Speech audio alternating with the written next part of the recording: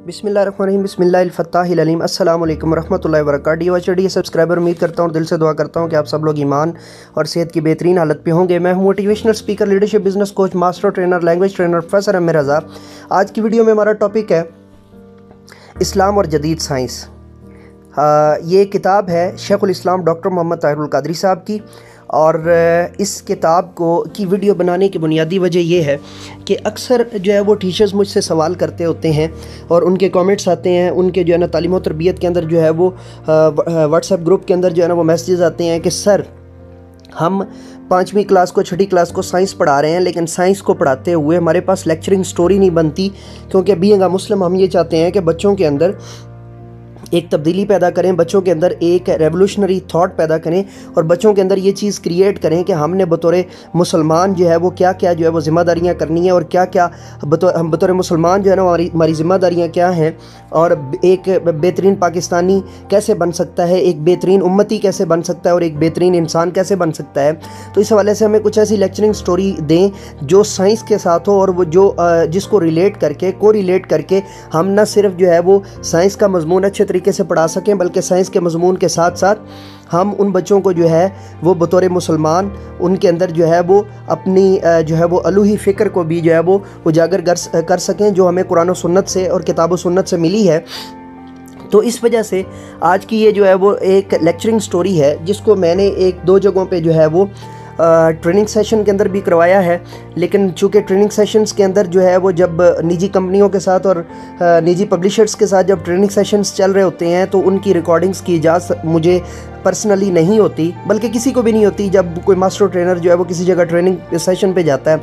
तो मैंने फिर इस टॉपिक को और इस क्वेश्चन को अलग से जो है वो आज एंटरटेन किया है, और इस किताब की जो मैं ये अभी पढ़ने जा रहा हूँ, इस्लाम और जदीद साइंस को, ये आपको ना सिर्फ एक बेहतरीन लेक्चरिंग स्टोरी के तौर पे जो है वो मदद करेगी, बल्कि उसके साथ साथ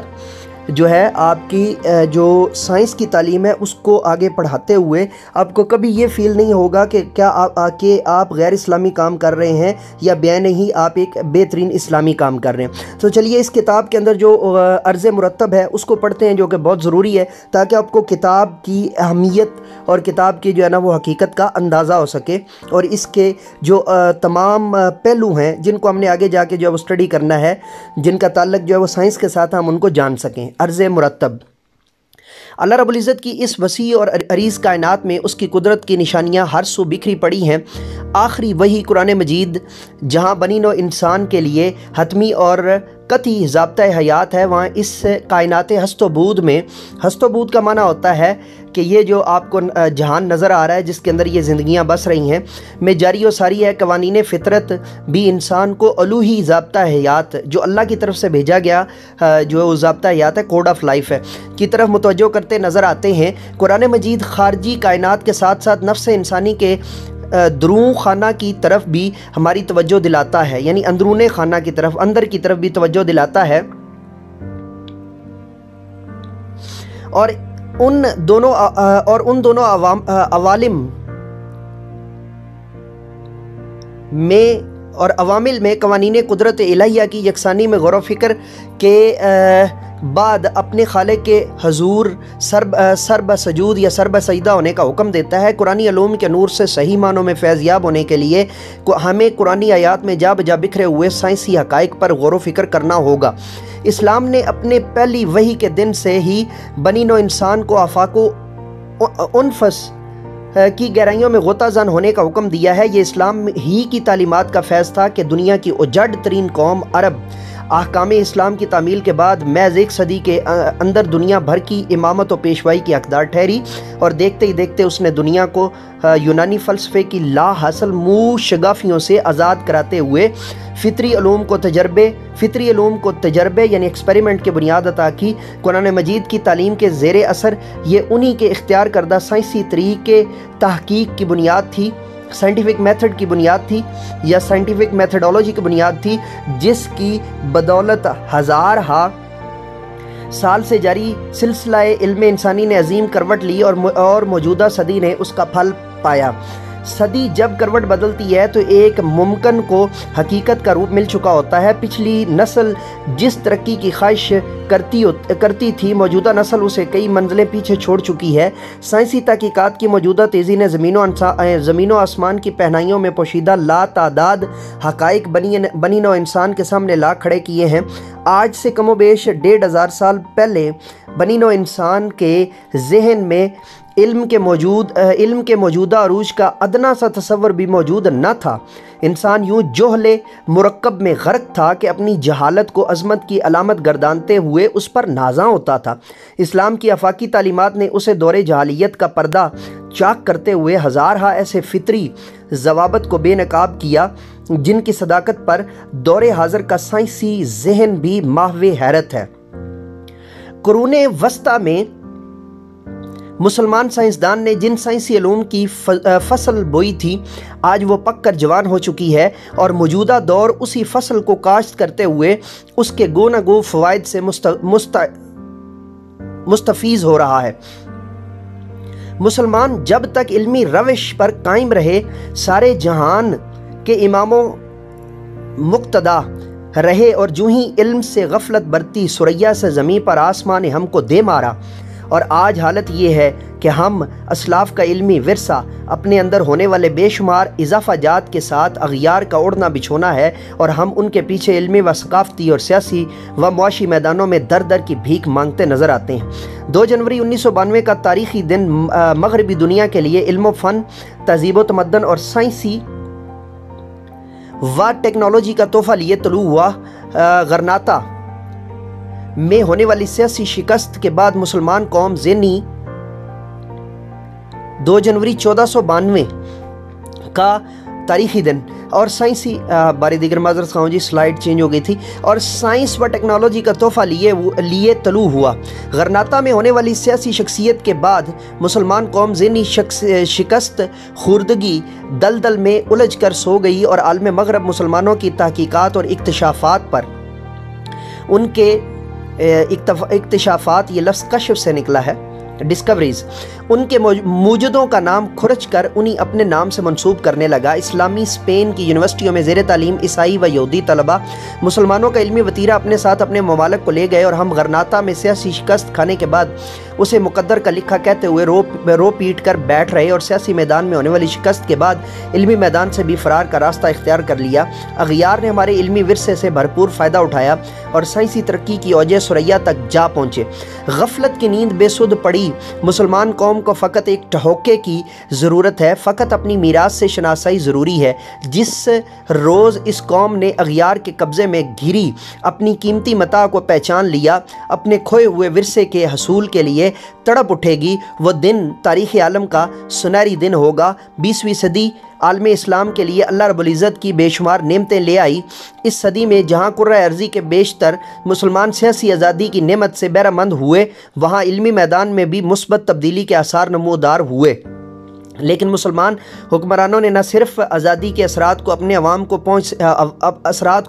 کی پہنچ سے دور رکھا، بلکہ صحیح فطری خطوط پر ان کی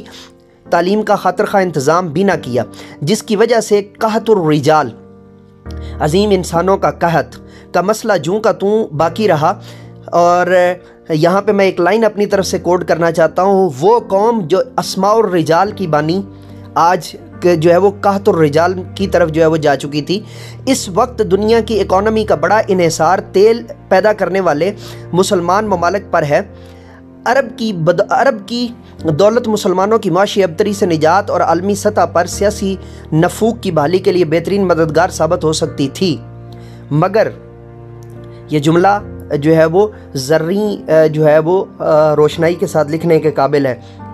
اور یہ شاید ہی کبھی ہم مسلمانوں کو سمجھ آئے کہ عربوں کی دولت جو ہے وہ لگنی کہاں چاہیے تھی مگر لگ کہاں رہی ہے۔ مگر افسوس کہ وہ بھی شاہی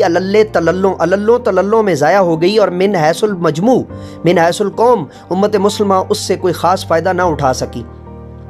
عالم اسلام کے موجودہ زوال و انحطاط کا بنیادی سبب جہالت، علمی روش سے کنارہ کشی اور صدیوں کی غلامی کے بعد ملنے والی آزادی کے باوجود جاہل حکمرانوں کا اپنی قوم کو حقیقی علوم انسانی کے حصول میں پسماندہ رکھنا ہے۔ نئی نسل کی ذہانت صدیوں سے مسلط عالمی محکومی کے زیر اثر دب کر رہ گئی۔ دور حاضر کے مسلمان نوجوان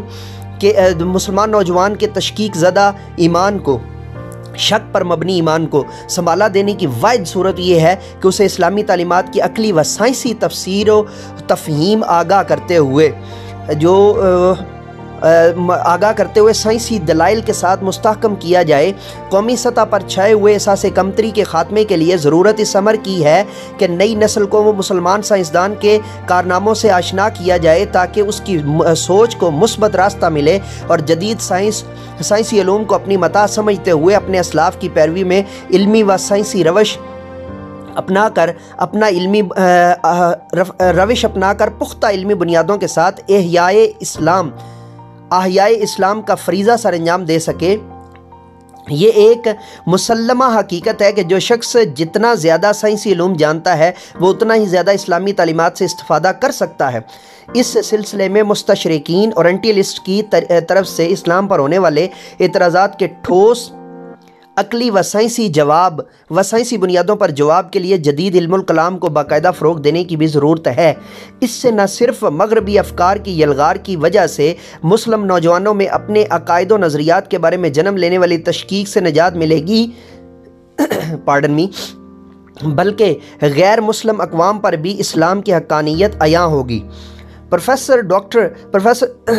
شیخ الاسلام پروفیسر ڈاکٹر محمد طاہر القادری کی علمی و فکری خدمات رہتی دنیا تک کے لیے عالم اسلام کا عظیم سرمایہ ہیں۔ خاص طور پر مسلمان نوجوانوں کے ایمان کی ڈگمگاتی کشتی کو سہارا دینے کے لیے آپ نے بے شمار عصری موضوعات پر بھی کام کیا، جس سے نہ صرف نسل نو کا اسلام پر اعتقاد مضبوط ہوا بلکہ بہت سے غیر مسلم بھی قبولیت اسلام کے شرف سے بہرہ مند ہوئے۔ زیر نظر کتاب شیخ الاسلام پروفیسر ڈاکٹر محمد طاہر القادری کے اسلام اور جدید سائنس سے متعلقہ افکار پر مبنی ہے۔ کتاب میں مختلف مواقع پر اعلیٰ تعلیمی اداروں میں ہونے والے آپ کے لیکچرز کو مرتب کرتے ہوئے ضروری اضافہ جات کے ساتھ پیش کیا گیا ہے۔ ان